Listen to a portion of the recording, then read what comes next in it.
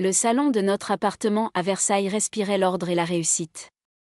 Mon père, Daniel, était assis dans son fauteuil Louis XV, feuilletant le journal comme s'il s'agissait d'un rapport d'activité. Ma mère, Hélène, ajustait nerveusement ses perles, tandis que ma sœur, Chloé, rayonnait près de la cheminée. C'était un soir de juillet 2021, l'air était lourd, saturé par l'odeur du café et le silence pesant des décisions qui allaient être annoncées. Les lettres d'admission étaient arrivées le matin même. Chloé avait été reçue à l'Institut de Management de Paris, une école de commerce privée ultra prestigieuse dont les frais de scolarité s'élevaient à 22 000 € par an, sans compter le logement dans le 16e arrondissement. J'avais été acceptée à la Sorbonne, en économie, une université publique d'excellence, certes, mais dont les frais étaient dérisoires en comparaison. Nous avons pris une décision, commença mon père, sa voix résonnant avec cette autorité calme qui ne souffre aucune contestation. Nous allons financer l'intégralité du parcours de Chloé. L'école, le studio à Paris, ses stages à l'étranger. C'est une opportunité unique de se constituer un réseau, de fréquenter l'élite. Chloé poussa un petit cri de joie et courut l'embrasser. J'attendais mon tour, le cœur battant, imaginant qu'il m'aiderait au moins pour mes livres ou un petit studio près du Panthéon. Mais mon père se tourna vers moi, le regard froid, presque analytique. Béatrice, en ce qui te concerne, nous avons décidé de ne pas intervenir. Tu es une fille sérieuse, mais soyons pragmatiques, tu n'as pas ce plus que possède ta sœur. Chloé a un potentiel de leadership, un charisme qui ouvre les portes. Elle fera un mariage brillant, elle évoluera dans les hautes sphères. Toi, tu es intelligente, certes, mais tu n'as rien de spécial. Il n'y a pas de réel retour sur investissement avec toi. Le choc fut si violent que j'eus l'impression que l'air quittait mes poumons. Ma mère ne leva même pas les yeux de ses mains jointes. Chloé, elle, était déjà sur son téléphone, postant probablement sa victoire sur Instagram. Alors, je dois me débrouiller seule, demandai-je, la voix étranglée. L'État français est généreux, Béatrice, répondit-il en retournant à sa lecture. Prends un job étudiant. C'est formateur. Cette nuit-là, dans ma chambre mansardée, je n'ai pas pleuré. J'ai regardé le vieux bureau en chêne que j'utilisais depuis le collège. Pour eux, je n'étais pas une fille, j'étais une ligne de calcul sur un bilan comptable. Un mauvais placement. Je me suis souvenu de tous les signes que j'avais ignorés, la Peugeot 208 flambant neuf pour les 18 ans de Chloé pendant que je récupérais les vieux tickets de bus, les vacances à Saint-Tropez où je dormais sur le canapé du salon parce que Chloé avait besoin de son intimité dans la deuxième chambre. J'ai ouvert mon vieil ordinateur portable, celui que Chloé m'avait laissé après avoir cassé l'écran, que j'avais fait réparer avec l'argent de mon babysitting. J'ai tapé « Bourse d'excellence totale pour étudiants indépendants ». La batterie affichait déjà un signe de faiblesse, mais une flamme nouvelle venait de s'allumer en moi. Mon père pensait que je ne valais rien ? Très bien. J'allais lui montrer ce que signifie réellement investir en soi-même. Les mois suivants furent un enfer de logistique. Mon emploi du temps était une horloge suisse réglée sur la survie. 5 heures, lever. Préparation pour le service du matin dans une boulangerie du quartier. 6 heures, 9 heures, vente de baguettes et de croissants. L'odeur de la levure chaude et le froid des matins d'hiver sont devenus mes seuls compagnons. 9h30, 17h, cours à la Sorbonne. Je prenais des notes avec une ferveur quasi religieuse. 18h, 22h, ménage dans des bureaux à la Défense. Passer l'aspirateur sous les bureaux de gens qui me ressemblaient, mais qui avaient eu la chance d'être un bon investissement. 23h, études jusqu'à l'épuisement. Pendant ce temps, Chloé postait des photos de soirées de gala, vêtues de robes de créateurs que mon père lui achetait sans compter. Nos mondes étaient séparés par seulement quelques kilomètres, mais c'était comme si nous vivions sur deux planètes différentes. Et pourtant, le destin nous réservait une rencontre que personne n'aurait pu prédire. Le premier semestre à la Sorbonne fut un exercice de funambulisme. Entre mes vacations à la boulangerie dès l'aube et mes cours d'économie, mon corps n'était qu'un muscle tendu, prêt à rompre. Mes vêtements étaient impeccables mais usés, chinés dans des dépôt-ventes du Marais. J'apportais un soin maniaque à mon apparence, mes chemisiers blancs étaient toujours amidonnés, et mes chaussures, bien que bon marché, étaient cirées jusqu'à refléter les néons blafards de la bibliothèque Sainte-Geneviève. C'était ma seule armure. C'est là que j'ai rencontré la professeure Éléonore Martin. Une légende. Une femme d'une élégance austère, portant toujours des tailleurs sombres parfaitement coupés et des lunettes à monture d'écaille. Elle ne tolérait aucune approximation. Après avoir rendu mon premier essai sur la macroéconomie, elle me demanda de rester à la fin du cours. Son bureau était un sanctuaire de cuir et de vieux livres. Elle tapota ma copie du bout de ses doigts longs et soignés. Mademoiselle Dubois, cet essai, dérangeant. Mon cœur rata un battement. Dérangeant par sa précision, poursuivit-elle, ses yeux me scrutant par-dessus ses lunettes. Pourquoi une étudiante de votre calibre travaille-t-elle 30 heures par semaine dans une boulangerie? J'ai vu vos mains, Béatrice. Elles portent les marques de la fatigue, pas celles de l'insouciance. Pour la première fois, le barrage céda. Je ne pleurais pas, mais je lui racontais tout. Le retour sur investissement, le salon versaillais, Chloé, l'appartement de luxe de ma sœur que mes parents finançaient à prix d'or pendant que je partageais une chambre de 9 mètres carrés sous les toits, infestée de courants d'air. Madame Martin resta silencieuse un long moment, ajustant une mèche de ses cheveux argentés. Puis, elle sortit un dossier d'un tiroir en acajou. Connaissez-vous le prix d'excellence de la Fondation Valois? C'est la bourse la plus prestigieuse du pays. Elle offre non seulement une prise en charge totale, mais aussi une allocation de vie princière, et surtout, le droit de choisir son établissement partenaire pour la dernière année. Elle marqua une pause, un léger sourire aux lèvres. L'Institut de management de Paris, l'école de votre sœur, fait partie du réseau Valois. Si vous gagnez, vous pourriez finir vos études là-bas, sous les projecteurs, sans leur devoir un seul centime. Cette nuit-là, c'était le 24 décembre. Le réveillon. J'étais seule dans ma chambre, un bol de soupe lyophilisée pour tout festin. Mon téléphone vibra. Une notification Instagram. Chloé venait de poster une photo de la table familiale à Versailles. Le cristal de baccarat scintillait, le chapon était doré à souhait. Il y avait 3 chaises. 3 couverts. 3 sourires. Mon père levait son verre de champagne, sa main entourant l'épaule de Chloé avec une fierté évidente. La légende disait, réunis avec nos essentiels. La réussite se fait en famille. Je n'étais même pas une ombre sur cette photo. J'avais été effacée, gommée du tableau comme une erreur de calcul. Une sensation étrange m'envahit alors. Ce n'était plus de la tristesse. C'était une froideur absolue, un vide calme et chirurgical. J'ai ouvert le dossier de la Fondation Valois sur mon lit. Le dossier demandait 3 essais, 5 lettres de recommandation et un projet de fin d'études innovant. Le taux de sélection était de 0,5%. Je lissais la page avec le plat de ma main, sentant le grain du papier sous mes doigts. J'allais devenir le pire cauchemar de mon père, un investissement qu'il n'avait pas pu acheter, et une réussite qu'il ne pourrait pas s'attribuer. Le processus de sélection dura des mois. J'ai passé les épreuves éliminatoires une à une, cachée dans les recoins les plus sombres de la Sorbonne. Ma vie devint une succession de cafés serrés, de nuits blanches et de trajets en métro où je révisais mes classiques. Puis, en juin 2024, le téléphone sonna. Un numéro masqué. Mademoiselle Dubois? Ici le secrétariat de la Fondation Valois. Vous êtes attendue au siège, rue du Faubourg Saint-Honoré, pour l'entretien final. Mon cœur tambourinait contre mes côtes. Je regardais mes chaussures, dont la semelle commençait à se décoller. J'avais besoin d'être parfaite. Pour la première fois, j'allais entrer dans leur monde par la grande porte, mais je n'avais aucune idée que Chloé m'y attendait déjà, d'une manière bien différente. Le siège de la Fondation Valois, rue du Faubourg Saint-Honoré, était un temple de verre et d'acier doré. En franchissant le seuil, je sentis le contraste violent entre mon quotidien et ce monde de privilèges. Mes talons, bien que bon marché, claquaient avec une précision métronomique sur le marbre blanc. J'avais emprunté une veste de tailleur à Madame Martin, une pièce de haute couture vintage, cintrée à la perfection, dont la doublure en soie caressait ma peau avec une douceur presque insolente. C'était mon armure. Dans la salle d'attente, l'atmosphère était saturée d'un parfum coûteux et d'une confiance innée.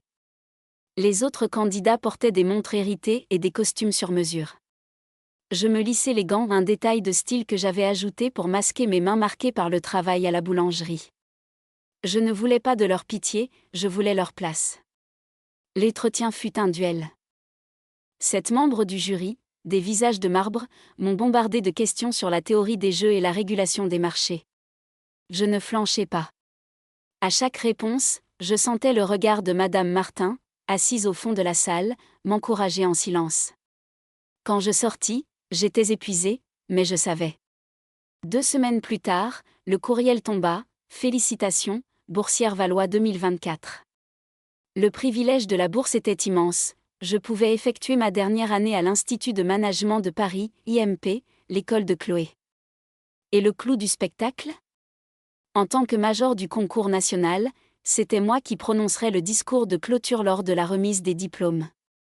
Le premier jour à l'IMP, je me rendis à la bibliothèque, un espace majestueux sous une coupole de verre. Je m'étais installé dans un box reculé, plongé dans mes recherches sur le droit des affaires. C'est alors que j'entendis cette voix, aiguë et familière. Béatrice ?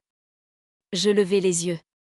Chloé se tenait là, un café frappé à la main, vêtue d'un ensemble en cachemire rose. Ses yeux s'agrandirent de stupeur, puis d'une incrédulité presque comique.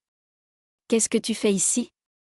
Maman a dit que tu étais, je ne sais pas, en alternance dans une petite boîte ? » Bonjour Chloé, répondis-je, en refermant calmement mon code civil. Je finis mon master ici. Ici ? Mais papa n'a pas payé pour ça. C'est impossible. C'est 25 000 € l'année. Elle me regardait comme si j'étais un fantôme ou une anomalie dans son monde parfait. Je me levai lentement. Ma silhouette, affinée par 3 ans de privation et de travail acharné, dégageait une autorité qu'elle n'avait jamais connue. On n'a pas besoin de payer quand on est invité par la Fondation Valois, dis-je d'un ton monocorde. Chloé recula d'un pas, son visage passant par toutes les nuances de la confusion. Cette nuit-là, mon téléphone ne cessa de vibrer. Mon père. Ma mère. Des appels manqués qui s'accumulaient comme des reproches. Daniel, mon père, finit par m'envoyer un message, « Nous devons parler. Tu as agi dans notre dos. Ton comportement est une insulte à la famille. Nous serons à l'IMP demain. » Le lendemain, il m'attendait dans le hall d'entrée, sous les portraits des grands donateurs. Mon père semblait plus âgé, mais ses yeux brillaient toujours de cette colère froide. « Comment as-tu osé nous humilier ?» commença-t-il sans préambule. « Sais-tu ce que les gens disent au club ? Que ma propre fille me cache ses succès ? Tu m'as dit que je n'étais pas un bon investissement, papa, lui rappelai-je. Un investisseur ne se plaint pas quand il manque l'occasion du siècle. Ma mère, Hélène, tenta de me prendre la main, mais je reculai. Elle portait une écharpe en soie identique à celle de ma sœur. Elles étaient une unité. J'étais l'intruse. « Béatrice, ma chérie, nous allons arranger ça, murmura-t-elle. Nous viendrons à la remise des diplômes pour Chloé, bien sûr, mais nous fêterons aussi ton petit succès. » Elle n'avait aucune idée de l'ampleur de ce qu'elle appelait un petit succès. Il pensait que j'étais là par chance, par un trou de souris. Il ne savait pas que dans 3 mois, devant tout le gratin de la finance française, j'allais monter sur scène non pas comme la sœur de Chloé, mais comme la reine de la promotion. Le 17 mai 2025.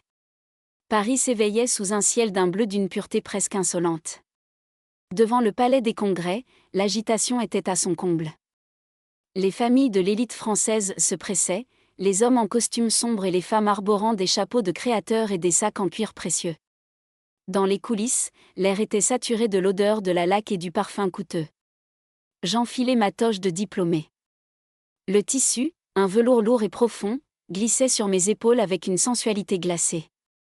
Par-dessus, je drapai l'écharpe de soie dorée, un signe de la Fondation Valois. Elle brillait comme une traînée de feu sur le noir de ma robe. Je me regardais dans le miroir, mon visage était de marbre, mes lèvres soulignées d'un rouge discret mais affirmé. Épinglé sur mon cœur, le médaillon de bronze de la Fondation capturait la moindre parcelle de lumière. Je n'étais plus la fille qui vendait des baguettes à l'aube. J'étais une force. En sortant des loges, je croisai Chloé. Elle était magnifique dans sa toge, mais son regard trahissait une nervosité fébrile. Elle ajustait sans cesse sa coiffure. « Béatrice, maman et papa sont au premier rang », murmura-t-elle, les mains tremblantes. Ils ont réservé une table au Meurice pour ce soir, pour fêter mon diplôme. Ils espèrent que tu viendras. On verra, Chloé, répondis-je simplement. Mon ton était doux, mais la barrière entre nous était désormais infranchissable. Je pris place non pas parmi les étudiants, mais dans la rangée réservée aux honneurs, juste à côté du pupitre. Dans la salle de 3000 personnes, le silence se fit lorsque les lumières s'éteignirent. Au premier rang, je vis mon père. Il tenait son appareil photo professionnel, prêt à immortaliser le moment de gloire de sa préférée. Ma mère, Hélène, ajustait son étole en cachemire, un sourire radieux déjà figé sur ses lèvres. Il cherchait Chloé du regard. Il ne m'avait pas encore vue. Le président de l'Institut monta sur scène. Mesdames, Messieurs, cette promotion 2025 est exceptionnelle. Mais une élève a transcendé toutes nos attentes. Elle incarne la résilience, l'intelligence pure et une force de caractère que nous n'avions pas vue depuis des décennies. Mon père baissa légèrement son objectif, intrigué par le ton solennel du discours. C'est un immense honneur de laisser la parole à notre major de promotion et lauréate du Grand Prix Valois. Mademoiselle Béatrice Dubois. Le projecteur balaya la scène et se fixa sur moi. Je me levai. Le bruissement du velours de ma toge fut le seul son dans le silence stupéfait qui suivit. Au premier rang, le choc fut physique. J'ai vu l'appareil photo de mon père glisser lentement entre ses mains avant de pendre mollement à son cou. Le visage de ma mère se décomposa, ses yeux s'écarquillant jusqu'à en devenir douloureux. Elle porta une main à sa gorge, écrasant ses perles. C'était l'image même de la dévastation. Je marchai vers le micro. Mes talons marquaient le rythme d'une marche funèbre pour leurs illusions. Je ne regardais pas la foule. Je les regardais, eux. Directement dans les yeux. Bonjour, commençai-je, ma voix amplifiée par les enceintes, stable et tranchante comme un scalpel. On m'a dit, il y a 4 ans, que je n'étais pas un investissement rentable. Que je n'avais rien de spécial. Ma mère ferma les yeux, une larme solitaire traçant un sillage noir de mascara sur sa joue. Mon père, lui, ne pouvait pas détourner le regard.